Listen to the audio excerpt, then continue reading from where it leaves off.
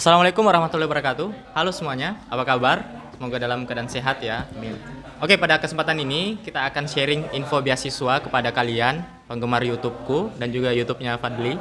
Siap. Di sini saya sudah bersama penerima beasiswa Kaltim Tara, ya, salah satu beasiswa yang ada di Pulau Kalimantan, Ya. khususnya di Provinsi Kalimantan Timur. Nah, Bang Fadli bisa memperkenalkan dirinya dulu biar teman-teman tahu.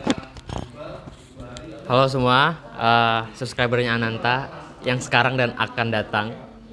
Saya Fadli, saya adalah mahasiswa semester 7 UINSI Samarinda dengan prodi Pendidikan Bahasa dengan konsentrasi Tadris Bahasa Inggris semester 1. Saya adalah awardee beasiswa Bank Kaltim Tara 2020 batch ke-6.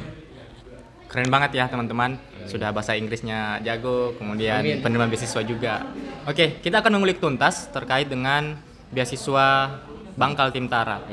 Ya, ini akan sangat bisa menjadi info baik bagi teman-teman pengejar beasiswa karena kita akan mengupas tuntas tentang apa itu beasiswa Kaltim Tara, bagaimana syaratnya dan berapa lama jangka waktu pemberiannya. Oke, untuk pertanyaan pertama kepada Fadli, apa sih beasiswa Bank Kaltim Tara itu dan apakah tahun ini sudah buka? Ya. Kira-kira itu berapa lama jangka waktu pembukaannya? Ya. Beasiswa Bank Kaltim Tara adalah beasiswa yang diperuntukkan untuk mahasiswa S1 dan D4 di Kalimantan Timur dan Kalimantan Utara. Jadi cuma mahasiswa yang berkuliah di Kalimantan Timur dan Kalimantan Utara yang bisa daftar, dan ada syarat universitasnya. Jadi universitas teman-teman harus bekerja sama dengan Bank Kaltim Tara. Oh gitu. Nggak semua universitas bisa daftar, tapi universitas swasta dan negeri keduanya boleh daftar. Jadi kalau teman-teman mau daftar harus tahu dulu universitas teman-teman terdaftar nggak di Atau bermitra? bermitra dengan Bank Kaltim Tara. Jadi Bank Kaltim Tara itu beasiswa dari bagian dari CSR Kaltim Tara atau Corporate Social Responsibility, yang untuk meningkatkan sumber daya manusia di Kalimantan Timur dan Kalimantan Utara biar mahasiswanya itu punya dorongan secara finansial dari Bank Kaltim Tara itu sendiri. Jangka waktu penerimanya dari semester berapa? Khusus hanya untuk semester 3 ke atas. Oke. Jadi kalau sudah semester 6, 5 sudah nggak bisa. Jadi Bank Kaltim Tara itu cuma dibuka untuk spesifiknya semester 3. 3 ya. Ya, Semester 1 nggak boleh daftar? belum bisa. Belum bisa. Itu selama berapa lama itu ditanggung? Dari semester 3 atau kita daftarnya pas semester?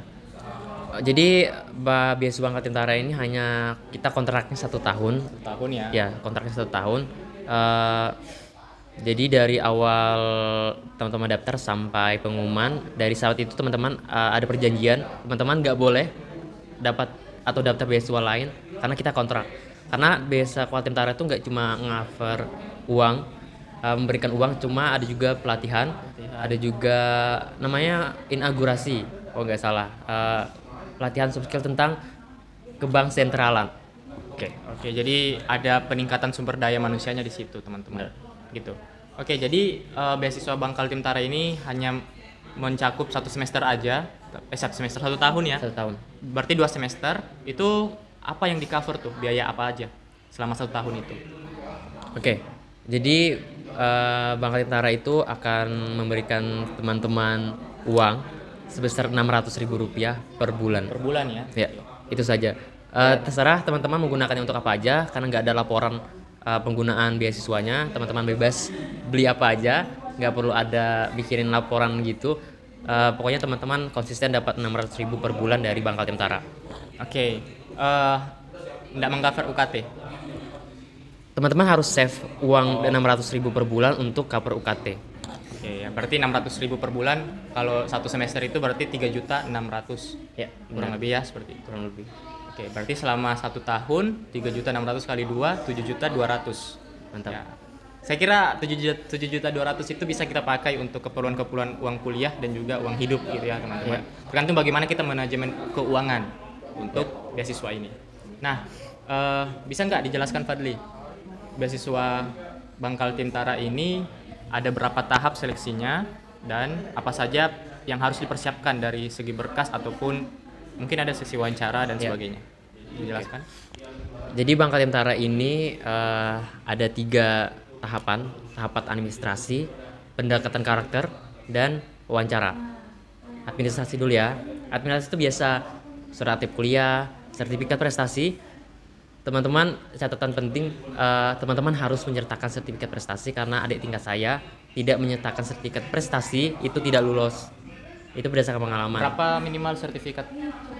Tidak ada batasnya. Jadi nggak ada batas tahun sertifikatnya.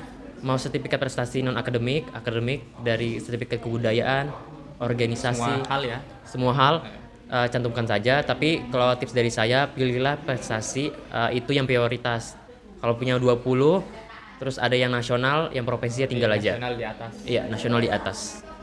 Terus biasa IPK 3,25. Terus semesternya semester 3. Surat rekomendasi perlu nggak dari kampus? Perlu surat rekomendasi dan surat keterangan aktif organisasi. Oh, Teman-teman harus aktif organisasi karena persyaratan mutlak di bakal tentara itu harus ikut organisasi, nggak boleh. aktif. Iya, mahasiswa aktif dan mahasiswa yang Itu aktif organisasi. syarat organisasinya atau kriteria organisasi yang diikuti bebas? Bebas mau organisasi yang paling kecil atau dari organisasi dalam atau luar kampus boleh. Oke, intra atau ekstra kampus Ya. boleh. Ya oke, jadi itu teman-teman ya prosesnya. Nah setelah proses pemberkasan, ada lagi nggak Oh, iya. proses seleksi selanjutnya? Wes pemberkasan ada namanya seleksi karakter approach. Nah itu gimana itu? Nah, setelah teman-teman seleksi berkas, nanti akan dikabarkan oleh CSR Kaltentara melalui email pribadi masing-masing. Teman-teman akan suruh membuat video perkenalan diri dan motivasi memperoleh beasiswa. Dari sana teman-teman perhatikan ya, misalnya itu jangan buat video perkenalan diri itu yang sembarangan. Jadi kalau tips dari saya harus dibuat juga skripnya, jadi jangan juga dadakan. Sesuaikan perkenalan diri teman-teman di video beasiswa itu sesuaikan dengan data valid yang teman-teman daftarkan. Ya benar, jadi nggak ada ketimpangan antara perkenalan diri beasiswa di video beasiswa sama di berkas administrasi. Dan alasan juga mengapa layak menerima beasiswa, istilah kita kayak Ananta bilang, optimis dan menjual diri kita ke pihak pemberi beasiswa Supaya mereka yakin untuk memilih kita gitu. Iya. Saya rasa seperti itu ya semua seleksi Iya. beasiswa ya. Kan dari saya sih kaitkan sama prodi teman-teman. Jadi prodi teman-teman apa itu pasti ada kontribusinya untuk negara, untuk kamu sendiri. Itu bisa jadi alasan yang valid untuk dapat beasiswa. Oke. Terus lagi Oke. tahapan ketiga itu adalah tahapan wawancara. Kalau ditanya seksi apa yang paling menantang, tahapan wawancara. Jadi wawancara teman-teman akan diwawancarai oleh 3 pewawancara. Via apa tuh? Tatap muka kah atau online? Kalau sebelumnya sebelum pandemi itu offline, tapi karena pandemi via Zoom. Jadi teman-teman akan dibagi dari beberapa batch. Angkatan saya itu ada 4 batch. Satu sesi wawancara itu ada 3 orang. 3 orang pewawancara dan 3 orang yang diwawancarain. Yang wawancarain itu adalah dari Direktur Bangkal Tentara, stafnya, dan juga saya lupa satunya. Pokoknya semuanya dan dari satu universitas. Kalau nggak salah itu dekan. Waktu itu yang wawancarai saya bagian dari dekan UINSI Samarinda. Tapi mungkin berbeda batch, itu beda interview ya yang itu wawancarai. Intinya wawancaranya itu 15 menit. Apa saja komponen yang diwawancarai? Oke, jadi teman-teman akan ditanya untuk memperkenalkan diri selama 1 menit 30 detik. Dan apa ya, kalau dari saya, kalau perkenalan diri itu jangan yang kayak perkenalan biasa, misalnya nama saya Muhammad Fadi, saya prodi ini, terus pekerjaan saya, pekerjaan orang tua saya ini. Kadang itu pas perkenalan diri, padahal kan waktunya 90 detik aja. Ada yang curhat malah, katanya orang tua saya kerjaannya ini. It's okay, but wawancara itu mau kenal diri kita, bukan orang tua kita.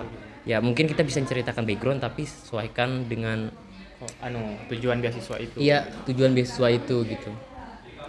Itu sih. Ya, oke. Nah, jadi dari seleksi wawancara itu berapa lama tuh sampai pengumuman dan berapa orang yang diterima per batch? Oke. Seleksi Bangkal Tentara itu cukup lama, teman-teman. Butuh waktu 1 tahun. Wow. Seksi administrasinya aja butuh sekitar 2 bulan. Karakter approach itu 3 bulan. Dan wawancara sampai nunggu itu totalnya 1 tahun. Jadi saya daftar di semester 3 2020 bulan Maret. dan keterima di bulan Januari 2021. Habis dari itu teman-teman akan melakukan namanya inaugurasi, itu namanya pengesahan teman-teman bagian dari Bangka Tentara. Tanda tangan kontrak nggak itu? Tanda tangan kontrak kita tanda tangan di awal di administrasi.